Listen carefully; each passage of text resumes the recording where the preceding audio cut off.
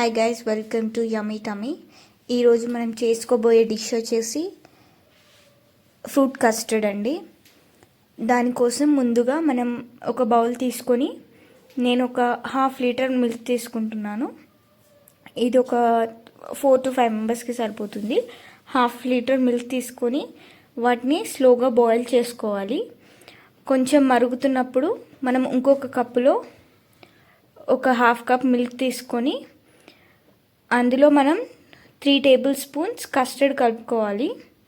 Lumps లేకుండా కలుపుకోవాలి. మొత్తం డైరెక్ట్గా వేస్తే లమ్స్గా ఫామ్ అవుతుంది కాబట్టి సపరేట్గా ఒక బౌల్లో కలుపుకోవాలి. తర్వాత మెల్లగా మనం బాయిల్ చేసుకున్న పాలల్లో వేసుకోవాలి. వేసుకొని కంటిన్యూస్గా మిక్స్ చేస్తూ ఉండాలి, ఎందుకంటే పాలు అనేవి థిక్ కన్సిస్టెన్సీలోకి అయిపోతుంటాయి కాబట్టి. వన్స్ అవి థిక్ కన్సిస్టెన్సీ ఆర్ స్పూన్కి కోటింగ్ అవుతున్నప్పుడు ½ కప్ షుగర్ వేసుకోవాలి. షుగర్ వేసుకున్న తర్వాత మనం కంటిన్యూస్గా మిక్స్ చేసుకుంటూ ఉండాలి. అలా మిక్స్ చేసుకున్న తర్వాత కొద్దిసేపు తర్వాత థిక్ కన్సిస్టెన్సీలోకి మారుతుంది.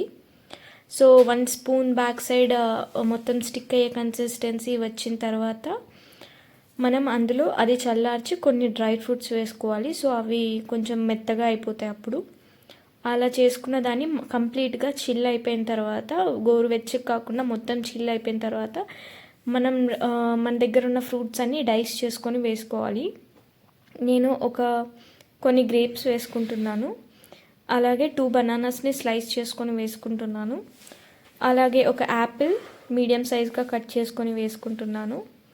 తర్వాత ఒక పొమగ్రనేట్ తీసినవి వేసుకున్నాను. అలా వేసుకొని అన్నిటినీ బాగా కంప్లీట్గా మిక్స్ చేసుకోవాలి.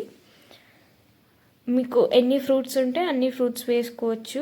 అడిషనల్గా లైక్ బ్లాక్ గ్రేప్స్ వేసుకోవచ్చు, ఇంకా మీకు బ్లూబెర్రీస్ ఉంటే బ్లూబెర్రీస్ వేసుకోవచ్చు. అలా వేసుకొని అన్నీ కంప్లీట్గా మిక్స్ చేసుకోవాలి.